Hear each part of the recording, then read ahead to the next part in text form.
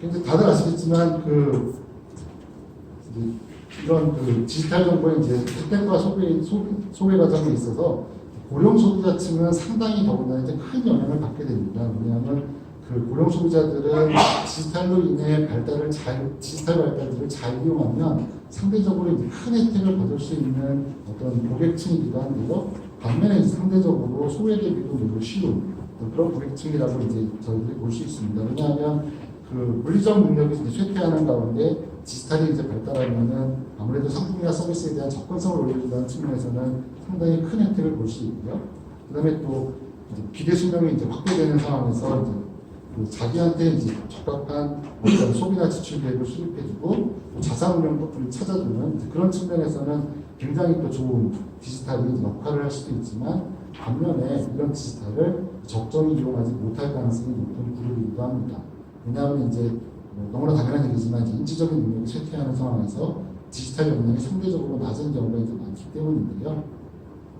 이에 따라서 이제 디지털 기기에 접근하기 어렵거나 정보를 교환하거나 확인하기 어려운 경우가 굉장히 많고요. 나아가 이제 자신들이 정보를 이제 판매나 제조사한테 적절히 제공하기도 어렵기 때문에 적합한 상품을 실제 제공받지 못할 가능성도 존재하고 있습니다. 특히 이제 다양한 상품이나 서비스 판매 채널들이 존재를 하면서 도대체 어떤 서비스 채널, 어떤 판매 채널을 내가 이용해야 되는 건지 그런 신뢰성 있는 판매 채널을 선별하기가 굉장히 어렵기 때문에 사기 등을 당할 가능성도 높고 특히 자산이 있는 고령자층은 타겟이 될 가능성도 높은 상황입니다. 더군다나 이제 고령 소비자 같은 경우에는 이런 이제 발생 가능한 문제들이 사회적 고립을 통해서 이제 심화될 수도 있고요. 이미 이제 은퇴 등을 통해서 이제 익숙해져 있는 어떤 사회적 고립에서는 나와 있는 상황에서 최근에 이제 핵가족화라든가 개인주의라든가 이런 부분들에 의해서 가족이나 이제 지역 공동체도 좀 약해진 상황이기 때문에 상대적으로 이제 사회적으로 고립될 가능성이 높아서 디지털에 이제 손쉽게 접근하기도 어렵고 도움을 받기도 굉장히 힘들 수 있고요. 또 자기한테 적합한 어떤 디지털 환경이 어떤 것인지를 찾기도 굉장히 어려울 수 있습니다. 나아가 이제 이처럼 퇴직같이 이제 좀 영원한 것도 있지만 때로는 이제 가족의 죽음이나 질병 이런 이제 심적 물리적으로 이제 큰 변화를 가져오는 사건들이 또 간헐적으로 발생할 수도 있고요. 이제 그런 경우에 이러한 사건을 겪게 되면은 디지털과 같이 새로운 곳에 적극적으로 접근하려 하기보다는 오히려 회피하거나 접근하더라도 잘못된 결과를 가져올 가능성이 높은 그런 구조이지 않나 싶습니다. 그래서 이런 상태에서 어쨌든 이제 고령층이 경제적인 웰리스를 유지할 수 있는 경제 생활을 하기 위해서 기본적으로 이제 저희들이 좀 고민해야 될 정책적 노력들이 있지 않을까 싶어서 개인적으로 생각하는 정책적 제안들을 좀 하고자 하고요. 정책 당국이나 이제 기업 측면에서 할 수 있는 제안들, 소비자를 지원하는 측면에서 할 수 있는 제안들을 몇 가지 이제 적어봤습니다. 첫 번째는 이제 뭐보다 정책 당국이나 이제 기업이 고령 소비자에 대한 이제 이해도를 좀 높일 필요가 있다는 생각이 들고요.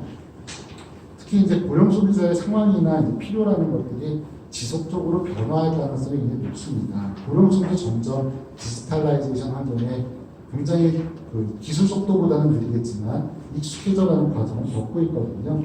그렇기 때문에 단순히 과거부터 존재하던 어떤 컨센서스에 따라서 그걸 이제 고령층을 내가 개념화하는 것이 아니라 계속적으로 정교한 자료와 분석에 기반해서 고령층의 어떤 취약성들을 이해해 나갈 필요가 있고요.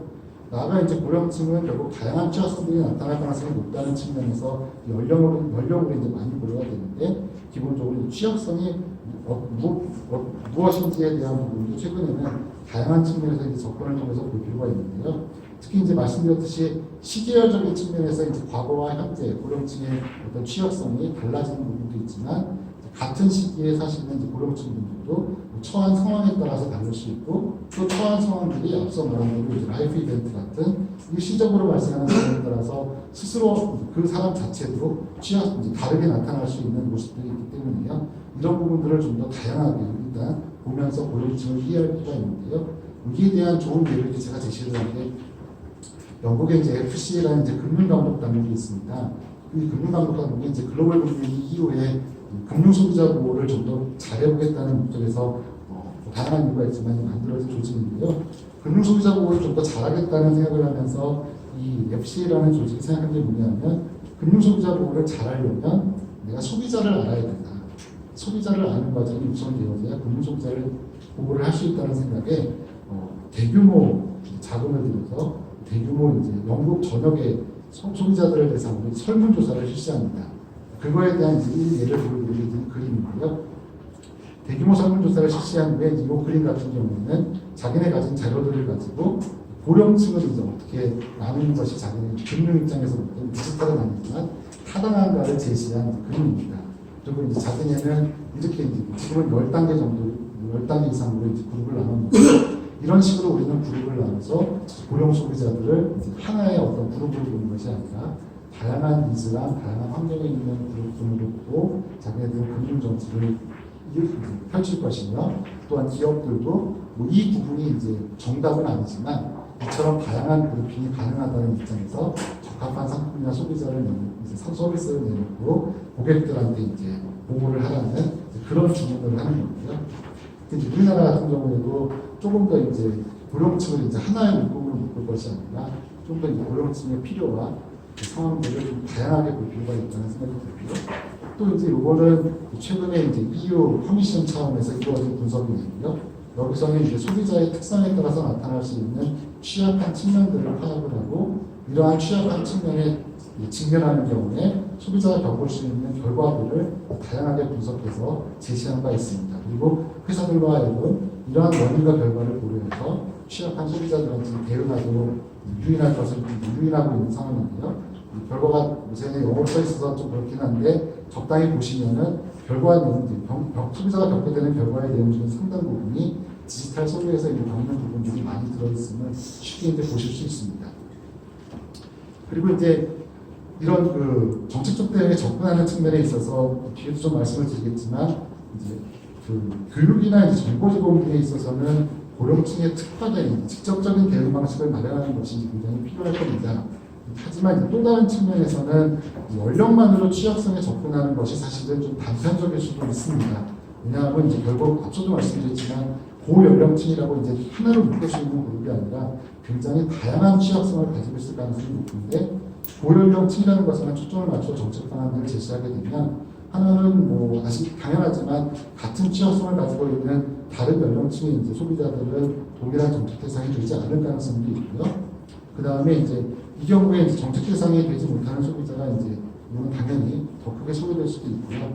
또 때에 따라서는 고령층에만 해당하는 어떤 정책들을 잘못 사용하게 되면 기업들이 이제 정책에 대한 부담으로 고령층을 배제할 가능성도 있게 됩니다.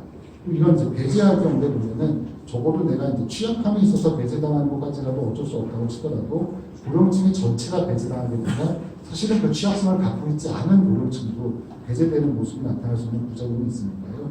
한편으로는 이제 고령층에 대해서 접근할 부분에 대해서는 고령층에 대해서 접근을 하지만 또 취약성이라는 측면에서 정책 대응을 세우고 이를 기업들이 준수하고 유인하는 것이 더 효율적인 방향일 수도 있다는 것을 하나는 염두에 둘 필요가 있는 거고요. 그런 부분이 이제 사실은 좀 많이 쓰이는 부분이 정책 당국의 어떤 책임을 강화하거나 기업들이 지켜야 할 어떤 모범 기준들을 제시하는 경우에 이런 모습들이 이제 많이 나오는 것 같습니다. 단순히 이제 고령층이라는 측면보다는 고령층도 포함될 가능성이 높은 취약성을 포함한 다양한 취약성에 대응하는 어떤 정책 당국의 책임을 강화하거나 기업들로 하여금 이러한 취약성에 대해서 지켜야 할 모범 기준들을 정하여 주는 것이 필요할 거고요. 특히 이제 디지털라이제이션 환경에서는 정보가 중요하기 때문에 이러한 이제 정보가 이제 어떻게 제공되는지에 대해서 굉장히 좀 더 관심을 가질 필요가 있습니다. 특히 이제 디지털을 통한 정보의 공시가 고령층 분한테는 굉장히 생소한 부분이고 이해하기도 어려운 경우가 굉장히 많습니다. 이게 사람을 만나서 그냥 해결하는 것이 아니라 온라인상에서 내가 일일이 찾아가서 정보를 접해야 되는 경우에 복잡한 인터페이스를 찾기 어려울 수도 있고 또 아무래도 이제 온라인상의 제한된 공간에서 정보를 제공하다 보면 정보의 내용이 짧아지기 때문에 상대적으로 익숙한 소비자를 기준으로 정보를 제공해주는 경향도 있습니다. 또 이제 앞서 말씀드렸겠지만 상품의 개발 단계부터 다양한 전문가들이 참여를 하기 때문에 전부 다 이제 그 전문가들의 의견이 다 담기지 못할 가능성도 있고요. 또 비용 측면에서 수수료 측에도 이제 각 전문가들이 다 가져가게 되면 굉장히 모호할 수 있고 또 새로운 상품이나 서비스는 사실은 약관이 뭐 예상치 않게 모호하게 나타날 수도 있습니다. 그러므로 이러한 이제 디지털 수단 하에서 어떻게 하면은 그 생소한 소비자들한테 적합하게 공시하는 관행을 만들어갈지가 굉장히 중요한 이슈가 될 것입니다. 아까 이제 그 접근성을 직접적으로 강화하는 뿐만 아니라 접근한 이후에 문제가 발생하면 이 문제들에 대해서 이 고객들이 어떻게 대응할 수 있는지를 용이하게 해주는 것도 굉장히 중요한데요. 그래야만이 앞단에서 이용하기가 다소 좀 불안한 측면이 있더라도 이 고령 소비자층이 쉽게 이용할 수 있도록 용기를 가지고 접근할 수 있을 것이기 때문입니다. 특히 이제 디지털 서비스 발달이나 고령층의 경제활동 증대는 과거에 존재하지 않던 민원을 발생시킬 가능성이 굉장히 높기 때문에 과거에 없었던 민원들이 발생하는 경우에 이를 이제 어떻게 적절히 처리하고 배상하게 할 수 있을 것인지 그런 체계를 만드는 것이 필요하고요. 이러한 민원 제기는 당연히 디지털을 이용하는 경우이기 때문에 디지털로 가능하게 할 뿐만 아니라 디지털에 좀 익숙하지 않은 소비자도 접근할 수 있는 전통적인 채널을 분명히 높여야 할 필요도 있습니다. 그리고 이제 소비자가 문제를 인지하기 어렵거나 입증하기 어려운 경우도 굉장히 많을 거기 때문에 입증 책임을 전환하면 좋겠지만 그렇게 하기가 어렵다면 적어도 공정한 어떤 전문가가 개입을 해서 이를 해결해 줄 수 있는 체계를 만들어가는 것도 필요할 것입니다. 다음은 이제 그 고령층 소비자에게 제공해서 직접적으로 디지털에 보다 친숙하게 접근할 수 있도록 유리하는 방안들을 몇 가지 말씀드리고 싶은데요. 우선 고령층의 필요에 적합하게 상품, 서비스, 판매 채널 등에 대한 정보를 제공해 줄 수 있는 신뢰 있는 어떤 채널을 마련해 줄 필요가 있는 것 같습니다. 아시겠지만 아까 감독원장님도 오셨지만 감독원의 최근에 이제 금융포탈 파인이라는 사이트를 만들어서 나름 신뢰도를 좀 많이 높여가고 있는 상태인데요. 이런 포털은 아니더라도 방법이나 이제 믿을 만한 단체에서 고령층을 위한 웹사이트를 신뢰 있게 구축하고 이들이 필요로 하는 정보가 무엇인지를 파악을 해서 해당 정보를 그들이 이해할 수 있고 친숙하게 접근할 수 있도록 제공하여 줄 필요가 있다는 생각이 듭니다. 여기 있는 해외 사례들은 있으니까 참고하시면 되고요. 그 다음에 두 번째로 드리고 싶은 말씀은 당연히 이제 디지털 역량 강화를 위한 교육입니다. 이거는 너무나 다양한 분야하고 이제 앞서도 진흥원장님, 감독원장님 다 말씀하신 부분인데요. 기본적으로 이제 디지털에 익숙하지 않은 고령 소비자들한테 기술의 변화에 적응할 수 있는 교육을 강화해 줄 필요가 있고요. 특히 이제 그 기술을 이해시키기는 상당히 이제 어려울 수 있기 때문에요. 기술의 이해도 어느 정도 필요하겠지만 우선은 일반 고령 소비자들이 어떠한 위험들에 이제 유의해서 접근해야 되는지를 설명해 주는 것이 하나는 굉장히 중요할 것이고요. 또 하나는 이제 그런 측면에서 볼 때 고령층이라도 하더라도 이제 앞서 말씀드렸듯이 물리적, 인지적, 재무적 환경이나 또 상황적인 환경, 라이프 이벤트들을 통해서 상황적인 환경이 다르기 때문에 그런 이제 각각 다른 상황에서 이제 어떤 위험들을 이제 감안을 해야 되는지에 대한 고민이 이제 교육이 하나는 필요할 거고요.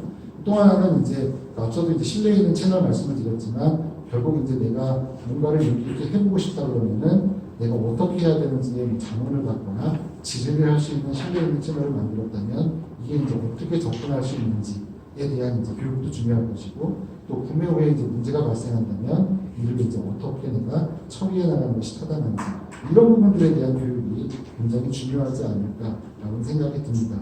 아래에 있는 예시는 또 해외 사례니까 참고하시면 될 것 같고요. 마지막으로 드리고 싶은 말씀은 앞서 또 감독원장님이랑 말씀을 드렸지만 결국은 이제 그 경제적 웰니스를 그 고령층 소비자들이 유지해 나갈 수 있도록 하기 위해서는 자기의 자산을 이제 축적하고 그 자산을 이제 잘 운영하는 적절한 재무 관리가 이제 가장 중요한 부분입니다.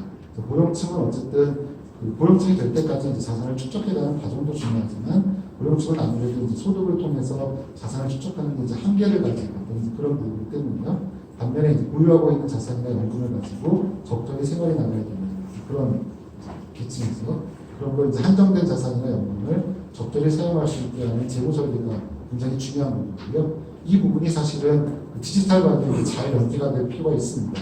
그래서 이제 우선 이제 무엇보다도 고려할 것이 고령층 같은 경우에 현재 주관적으로 기대되는 수명보다 장수할 가능성이 굉장히 높은 상황이기 때문에요. 그런 측면을 고려한 재무 설계를 지원해 줄 필요가 있고요. 디지털을 비롯한 이제 기술의 발달이 인간의 이제 수명이 늘어가는 상황에서 어떻게 하면 이제 경제적 웰니스를 유지할 수 있을까 이런 부분에 대한 설계를 지원할 수 있게 만들어갈 필요도 있습니다. 그래서 이제 이런 그 어떤 재무 설계를 제시했다고 하면은 그러한 재무 설계에 적합한 어떤 맞춤형 상품이나 서비스가 또 개발돼서 이용될 수 있도록 나올 필요가 있고요. 또 그런 부분들이 투자나 보험이라는 측면도 있지만 그뿐만 아니라 최근에는 이제 고령층 같은 경우는 대출 서비스를 이용하게 되는 경우도 많기 때문에 고령층의 대출 서비스를 이용하고 싶다고 하면은 그에 적합한 고도화된 어떤 심사 기법은 무엇인지에 대한 고민도 필요할 것입니다. 그래서 이런 부분들을 통해서 고령층에 대해서 원료 등에 따라서 비용이 제한되거나 오히려 소외되는 것이 아니라 보다 적극적으로 고령층한테 적합한 상품이나 서비스가 제공되도록 유인할 필요가 있다는 생각이 듭니다. 디지털 혁신이라고 하는 것이 이제 계속 말씀드리지만 우리 앞에 놓인 좋은 기회이자 리스크라는 생각이 듭니다.